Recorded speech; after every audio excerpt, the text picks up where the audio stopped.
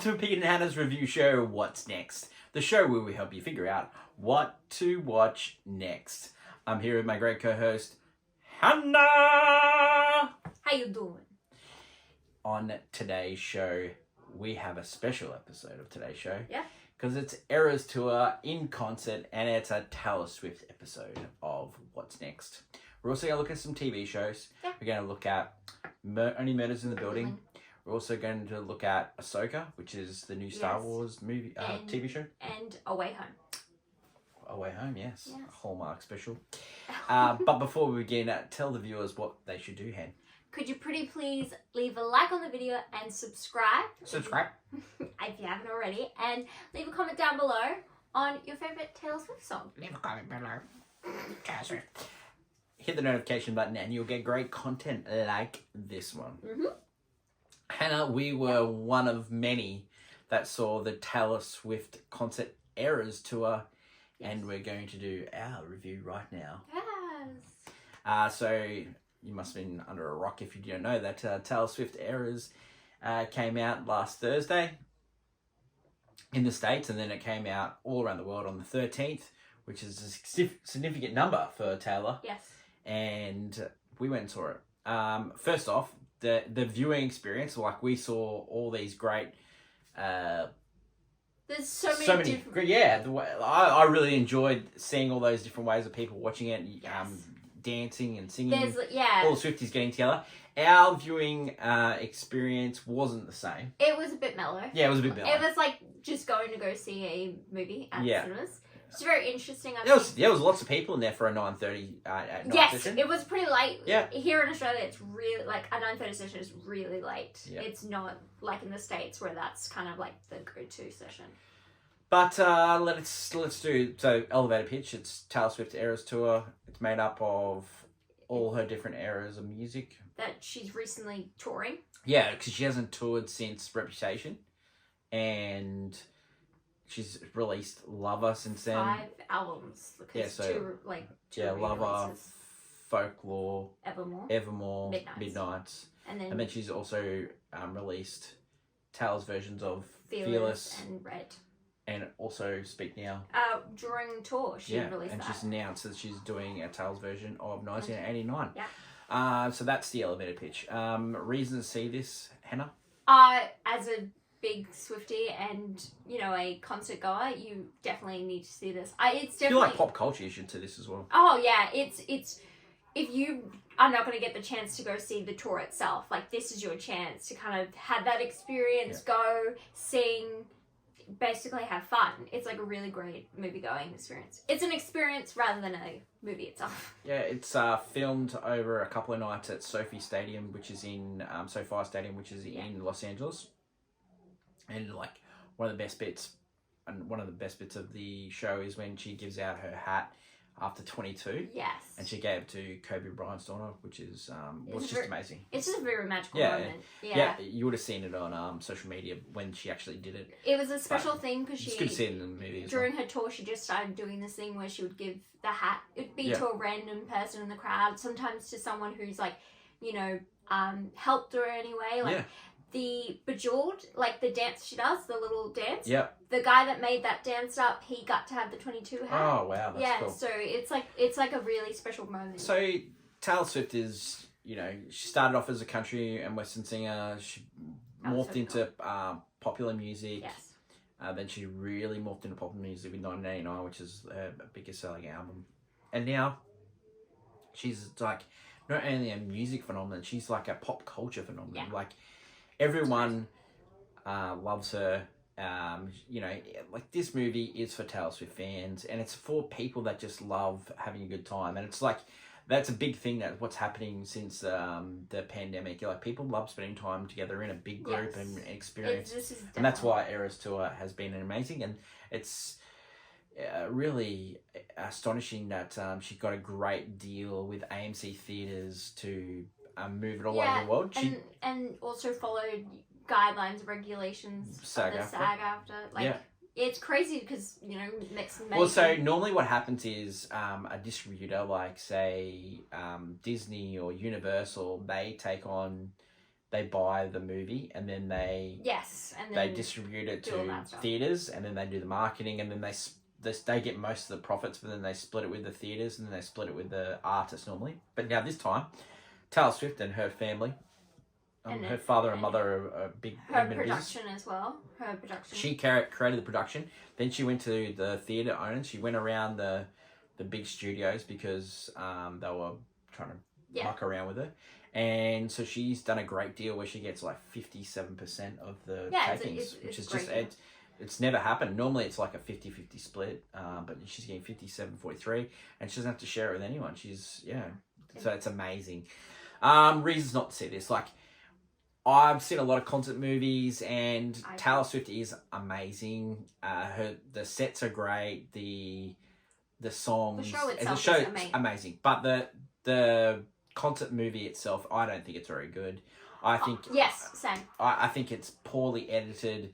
It's split 3 nights, and you can tell when a night they haven't used the same night for the whole song. It should instead of they should like it. They've filmed it over 3 nights, but there's sometimes in the same song where she's been sweaty in one on one of the nights. Yes. And maybe a bit of rain or something that happened, and they haven't. Continuity wise, they haven't gone through that with the whole song, and then she's like, "Oh, it's a different Taylor." I would also say that some of the cuts are very jarring because she's just sitting. Sometimes she's sitting. When I was watching it, I thought it was going to be sick. Sometimes she's just sitting at a piano, and you should just stay on that shot. Yeah. But you keep jumping back and forth, and there's also not enough time spent. Something really amazing about the show is also the stadium and the crowd itself. There's a lighting show happening in the crowd, and they don't focus on any of it. And I know she's cut like a few songs off it. Like 9 or something? So is it 9 songs? No, it's about like five-ish songs. So she's cut it. I understand why she had to do that. And also she cut. There's like interludes and stuff. Yeah. So there are some talking and some things that have been cut from the show. But what we've been to a few Taylor Swift concerts, and what is done in Taylor Swift concerts is she tells a story from start to finish. Okay? Yes. And in that movie, you could not tell there was a story going on. No, it definitely, because you've cut a lot of the interlude stuff that you kind of lose some of that really cute stuff. And just the way it was cut together, it looked like... It's also a tragedy, some of the songs they have cut from the production, because especially, they should have not cut any of the, especially some of the new songs that we haven't seen performed live. They've cut. Well, we're going to. Yes, but I meant like legitimately like people who aren't going to get a chance or who want to relive it. They're like, oh, you've cut my favourite song. I think what's going to happen is we're going to get it on streaming, and we're going to get another version. There is talk that they did film a behind the scenes one, because she could re-release it because that's what people wanted more than say the concert movie itself. I just think you just need a coherent story from start to finish, and normally in concert movies you get that, and even her last one, the Reputation one is amazing. It's on Netflix for anyone to watch. It is a great concert movie. Okay, so let's give 2 ratings. Let's give a rating for as a Swiftie fan and as That's really hard to ask. Okay, so a rating as a Swiftie fan. As a Swiftie fan? It's an all-time classic. Yeah, I know. It's like perfect in its execution as a show, like Taylor Swift's actual Eras Tour show. But as a rating, as we normally do, would you say for people that are not Swiftie fans, would you say as a concert movie? Yeah. It's definitely a cock-up. It's not bad. I've seen a few concert movies, and I've gone to concert movies at the movies, and they've been really great experiences. I think it's unfortunate that I saw it twice and still got the same kind of like mellow experience. I want to be in a cult. I'm in my cardigan, literally. I think that has a lot to do with that in Australia that we haven't seen it yet.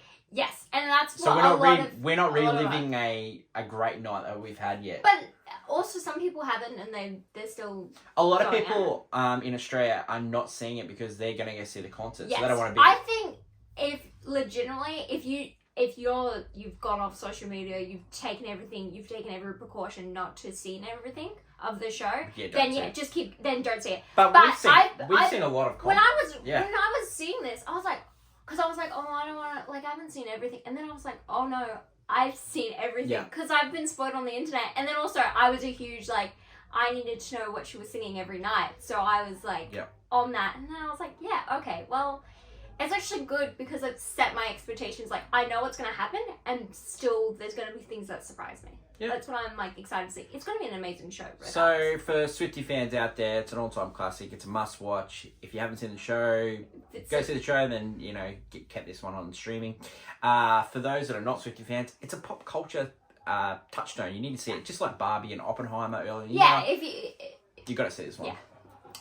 Just to understand the hype. That is our review for Eras Tour. That was the only movie in the cinemas this week. So we're going to do some TV shows. Okay, Let's start off with Only Murders in the Building. It's season 3. Yes. The elevator pitch.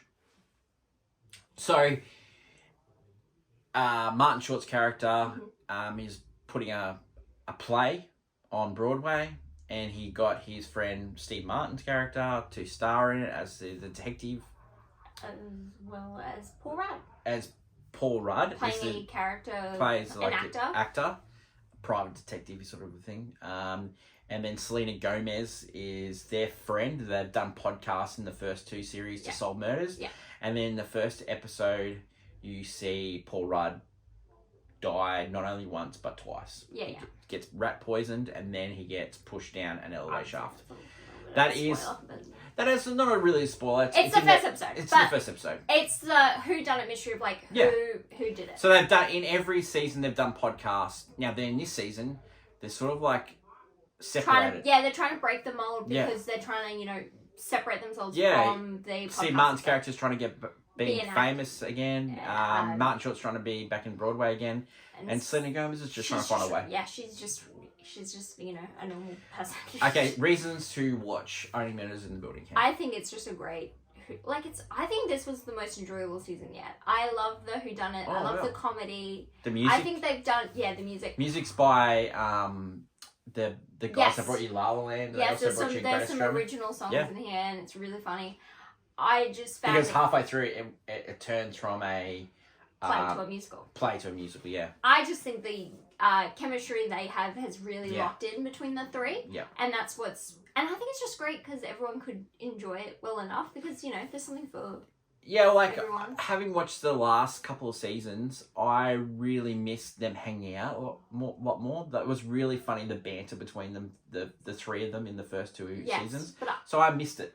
No, I liked it because they were having it out, and so when they did come together, it was more enjoyable. I just liked it when, in this season, I liked it when Selena Gomez was hanging out with Steve Martin. They have this father-daughter thing that it's really funny. Cute. They got great banter. Banter.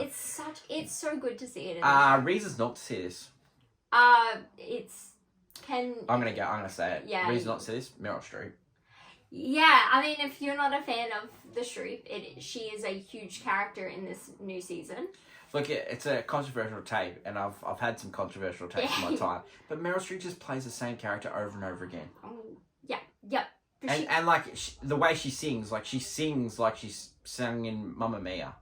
If you weren't a fan of her singing in Mamma Mia, you're not gonna like this. That's another reason not to see it. I just don't think she.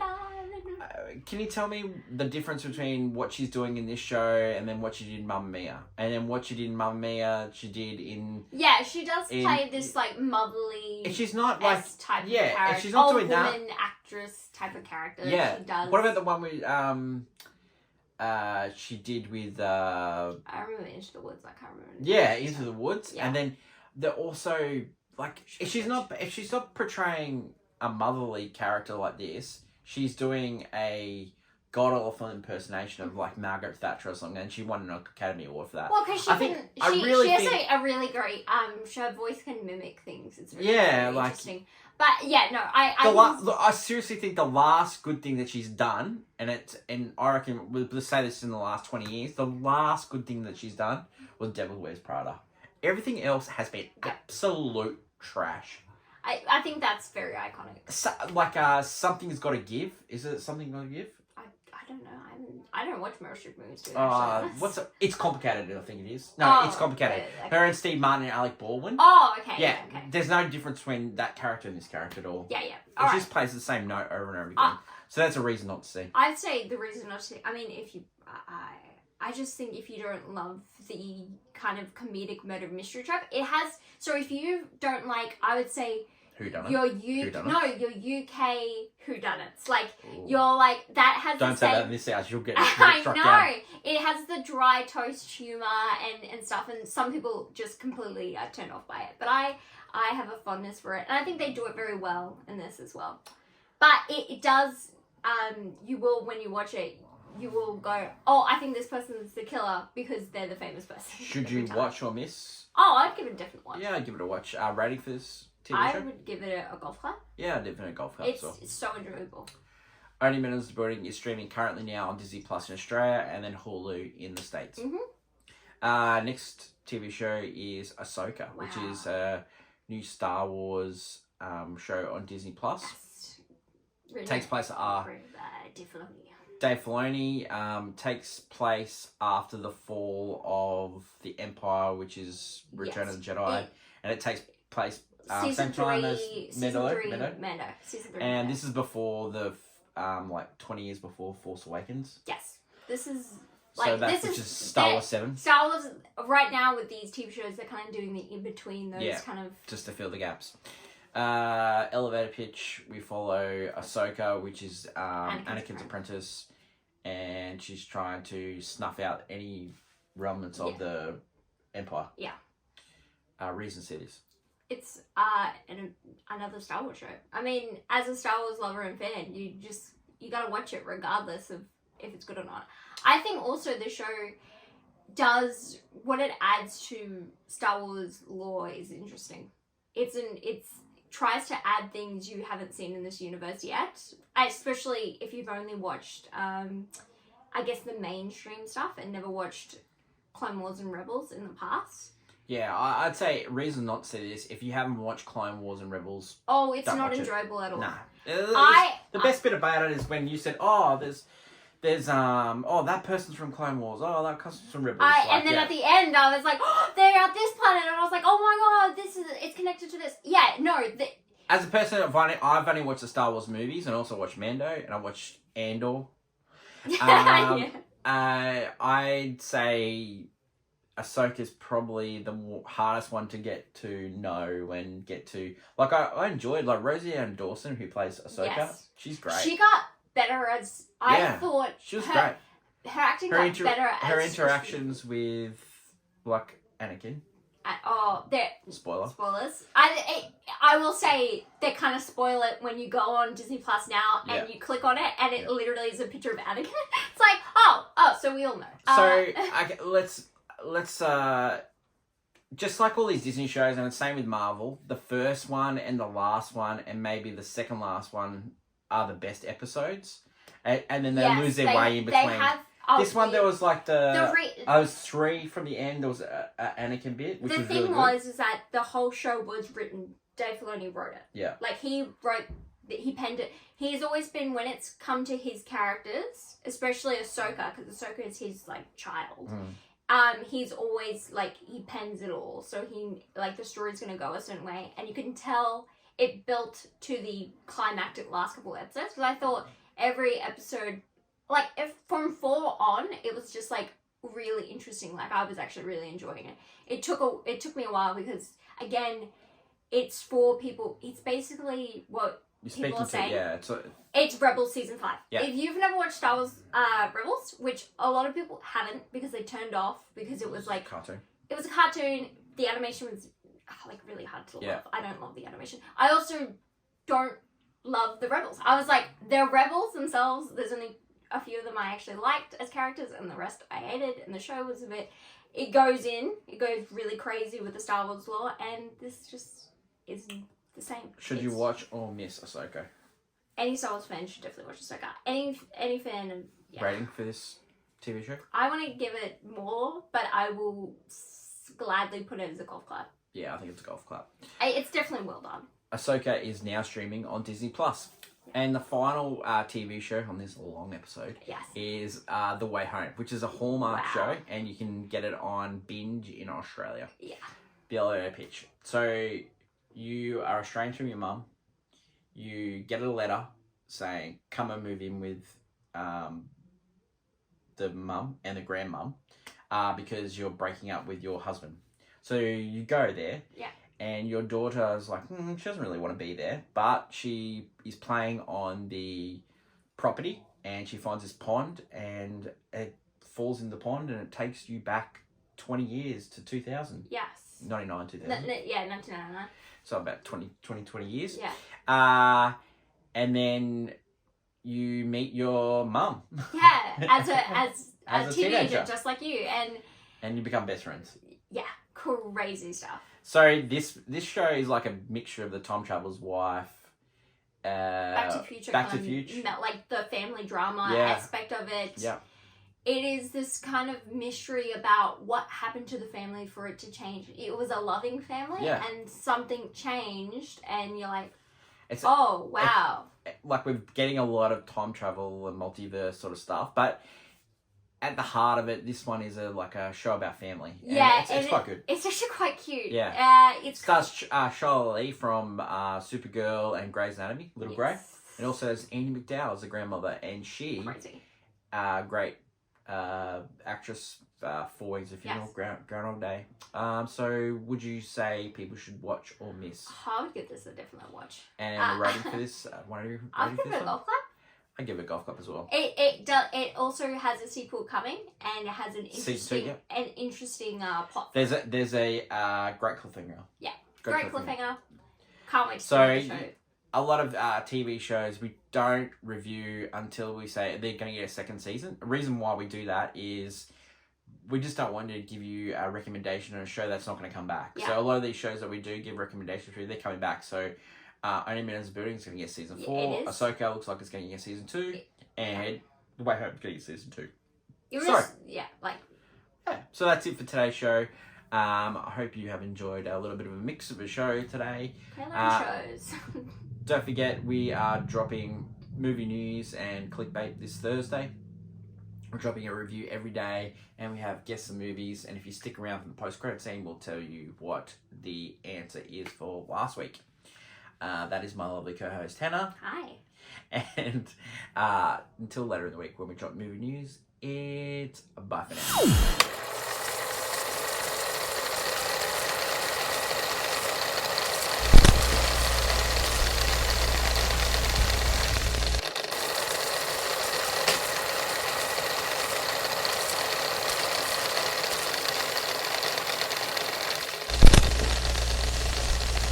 Guess the movie, Hannah. Answer was Godfather Part 3. Hoo-ha.